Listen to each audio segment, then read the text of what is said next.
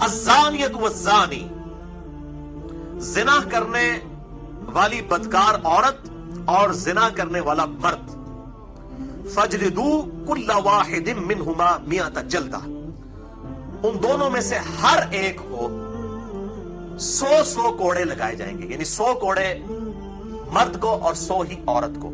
اور اس میں امپلائڈ ہے کہ وہ اگر شادی شدہ نہ ہو. اس میں ڈیٹیل سے گفتگو انشاءاللہ کروں گا.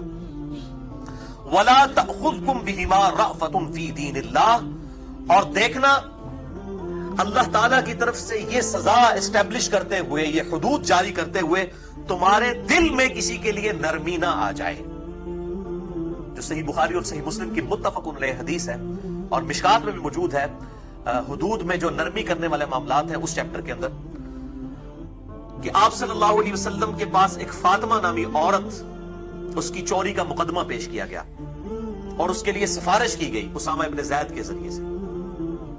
تو آپ صلی اللہ علیہ وسلم سخت جلال میں آئے. آپ صلی اللہ علیہ وسلم کے لیے اسپیشل ممبر رکھا گیا. آپ نے اصحاب کو خطبہ دیا علیہم رضوان، اور کہا تم سے اگلے لوگ اسی لیے ہلاک ہو گئے کہ ان کے اشرافیہ کے لیے اور قوانین ہوتے تھے اور غریب لوگوں کے لیے اور.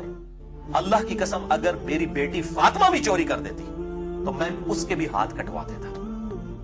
تو آپ صلی اللہ علیہ وسلم نے، اور پھر آپ صلی اللہ علیہ وسلم نے اس میں صحابہ کرام کو ڈانٹا کہ تم اللہ کے حدود کے معاملے میں مجھ سے نرمی کا مطالبہ کرتے ہو. تو آپ صلی اللہ علیہ وسلم رحمت للعالمین تھے، کوئی شک نہیں ہے، لیکن جہاں اللہ کی حدود آتی تھی وہاں پھر رحم والا معاملہ نہیں ہوگا، بلکہ پھر اللہ تعالیٰ کی جو حدود ہیں ان کو اسٹیبلش کرنا ہوگا، ان کو جاری کرنا ہوگا.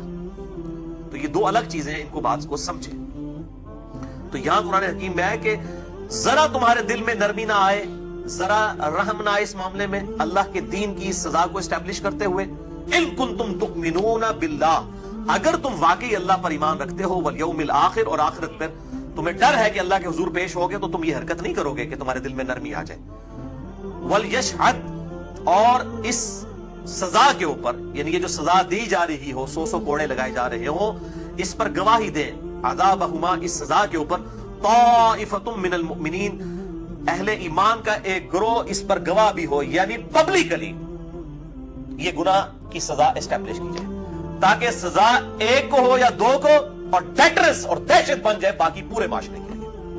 یہ آج دہشت جو ہے وہ قائم کی جائے تو آپ دیکھیں کس طریقے سے زنا ختم ہوتا ہے.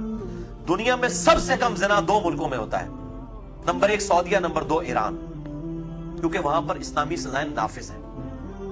اور سب سے زیادہ زنا امریکہ کے اندر ہوتا ہے. تو ویسے لوگ کہتے ہیں بڑی سخت سزا ہے، حالانکہ انہی سے پوچھیں کہ اگر آپ کسی گورے سے پوچھ لیں جو یہ کہتا ہے سزا سخت ہے، اس کو کوئی سزا کو تو چھوڑو، بتاؤ اگر تمہاری بچی کے ساتھ کوئی یہ کرے، وہ کہے گا میں گولی مار دیں گا انہوں. تمہاری ماں کے ساتھ کرے، وہ کہے گا میں گلا کاٹ دوں اس کا.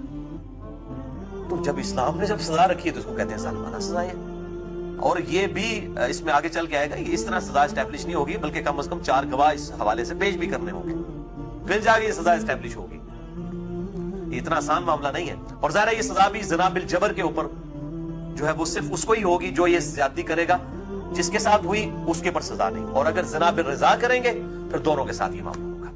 پھر شادی شدہ ہوں گے تو سنسار کیے جائیں گے، اور غیر شادی شدہ ہوں گے تو ان کو 100 کوڑوں کی سزا دی جائے گی. اس میں ڈیٹیل سے گفتگو کرتا ہوں، پہلے ان آیات کو ہم کور کر لیتے ہیں. تو ڈیٹرنس کے لیے کہا گیا کہ پبلکلی اس گناہ کے اوپر لوگ اس کو ویٹ کریں گے، شہادت دیں گے، تاکہ باقیوں کے لیے عبرت ہو جائے گی. اس حوالے سے دل میں کوئی نرمی نہ آئے.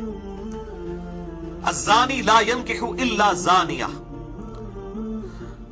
زانی کو نکاح نہیں کرنا چاہیے مگر صرف زانیہ کے ساتھ ہی. یہ بات محاورتاً کی جا رہی ہے کہ زانی تو ہے اس قابل ہے کہ اس کو کوئی زانیہ عورت ہی ملے، کسی شریف عورت کے قابل نہیں ہے وہ. او مشرکہ، یا پھر مشرکہ عورت کے ساتھ. اب یہ عجیب بات ہے کہ دنیا میں جتنے بدکاری میں مبتلا لوگ ہیں، اگر آپ ان سے پوچھیں کہ آپ کی بیوی کیسے ہونی چاہیے تو وہ کہتے ہیں جی وہ نکاح کرے، اور اپنی حرکتیں ان کی آپ دیکھ لیں کس قسم کی ہوتی ہیں. تو اللہ تعالیٰ فرما رہے ہیں کہ یہ جو اس طرح کے جو بدکار مرد ہیں نا، یہ تو قابل اس کے ہیں کہ ان کو بدکار عورتیں ہی ملیں. یہ انہی عورتوں کے قابل ہیں یا مشرکہ عورتوں کے. والزانیۃ لا ينکحها الا زان، اور زانیہ نکاح نہ کرے مگر ایک زانی مرد کے ساتھ، او مشرک، یا مشرک مرد کے ساتھ. وحرم ذلك علی المؤمنین، اور یہ جو زانی عورتیں ہیں یہ اہل ایمان مردوں کے لیے تو حرام کر دی گئی ہے. اللہ یہ ہے کہ کوئی عورت توبہ کر لے بڑے سچے دل کے ساتھ اور وہ نیکی کے راستے کے اوپر آ جائے تو پھر اس کو ظاہر ہے اس گناہ کے اوپر ہاتھ نہیں دلائی جائے گی. اس قسم کی ایمیلز بھی مجھے آتی ہیں لوگوں کی طرف سے کہ ہم ایسی عورتیں جو اس قسم کے معاملات میں مبتلا ہیں اگر وہ سچے دل سے توبہ کر لیں تو ہم کیا ان کے ساتھ نکاح کر سکتے ہیں؟ تو بہت نیکی کا کام ہے. لیکن ان کو پھر اس ماحول سے دور رکھا جائے کیونکہ ایسی عورتوں کو پھر اس قسم کی برائی کی عادت پڑ چکی ہوتی ہے. تو نیکی کا کام ہے اگر وہ توبہ کر لیں. والذین یرمون المحصنات، اور جو کوئی تہمت لگاتے ہیں محسنہ پاک باز پاک دامن عورتوں پر، ثم لم یأتوا باربعۃ شہداء، اور اس کے بعد وہ 4 گواہ نہیں پیش کر سکتے. یعنی کسی پر تہمت لگائی کہ اس نے زنا کیا ہے، پھر 4 گواہ نہیں لا سکے. اور 4 گواہ بھی ایسے ہونے چاہیے جو ایگزیکٹ انٹر کورس کی حالت میں جنہوں نے دیکھا ہو. بخاری مسلم کی حدیث اس پر گواہ ہیں. صرف ایک بسترے پر دیکھنے سے ان کے اوپر حد نہیں جاری ہوگی بلکہ انٹر کورس کی حالت میں. اور 3 بھی اگر دیکھیں گے چاہے وہ 3 دیکھنے والے صحابی کیوں نہ ہو تب بھی اسٹیبلش نہیں ہوگی جب تک 4 گواہ پورے نہیں ہوں گے، کیونکہ سزا بہت سخت ہے. اس لیے پھر اصل میں اسلام کنڈیم کرتا ہے کہ اگر کوئی یہ برائی دیکھ بھی رہا ہے اس کے اوپر پردہ ڈال دے. وہ بخاری مسلم میں حدیث آ رہی ہے تاکہ معاشرے میں یہ چیز نہ پھیلے. فجلدوہم 80 جلدہ، تو جو کوئی ایسی پھر تہمت لگاتے ہیں، اب چاہے انہوں نے صحیح بھی لگائی ہوئی ہے، اگر 4 گواہ نہیں لا سکے تو ان کو پھر 80 کوڑے لگائے جائیں گے. اب دیکھیں ان کو 100 کرنے والوں کو 80 انہوں بھی نیڑے نیڑے ہی انہیں کہ تقریباً ہے نا، تاکہ بھائی تجھے کیا ضرورت تھی اس گناہ کو عام کرنے کی، عدالت میں پیش کرنے کی؟ تو نے کوشش سے نیکی کما لی ہے، بجائے کہ ان کو سمجھاؤ ٹھیک ہے توبہ کر لیں. اور یہ بھی یاد رکھیں کہ زنا جب عدالت میں رپورٹ ہوگا نا اسی وقت اور گواہوں کے ساتھ پھر اس کے اوپر معاملات آگے جاری ہوں گے. اگر مرد و عورت نے زنا کیا اور انہوں نے اکیلے میں اللہ سے توبہ کر لی تو یہ توبہ کافی ہوگی، ان کے اوپر حد جاری کرنا ضروری نہیں ہوگا.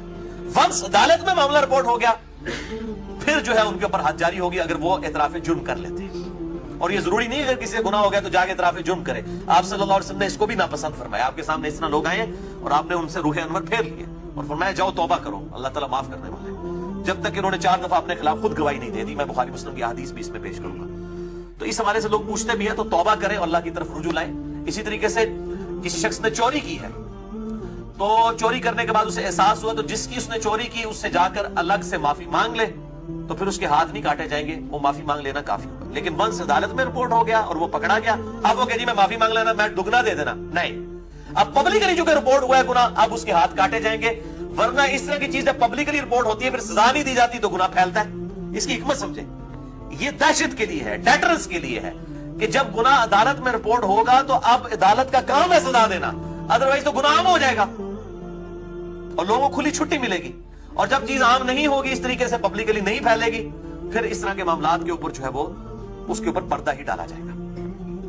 بہرحال اب اس میں ماڈرن دور کے بارے سے یہ بھی گفتگو کی جاتی ہے کہ 4 گواہ نہیں ملے، اب کسی عورت کے ساتھ زنا بالجبر ہوا ہے تو اب وہ کہاں سے 4 گواہوں کو تلاش کرے. تو اس میں پھر سائنٹیفکلی ظاہر ہے کہ مدد لینے میں کوئی حرج نہیں ہے. اگر آپ کو کانفیڈنس ہے کہ ڈی این اے ٹیسٹ اور ان چیزوں کے ذریعے بالکل ایمانداری کے ساتھ کوئی رپورٹ جنریٹ کرتا ہے اور اس طرح کی چیزیں اسٹیبلش ہو جاتی ہیں تو پھر اس میں اجتہاد کرنے کی ضرورت ہے. ظاہر ہے کہ اسلام نے جو 4 گواہوں کا کہا ہے اس وقت تو یہی کیا جا سکتا تھا نا.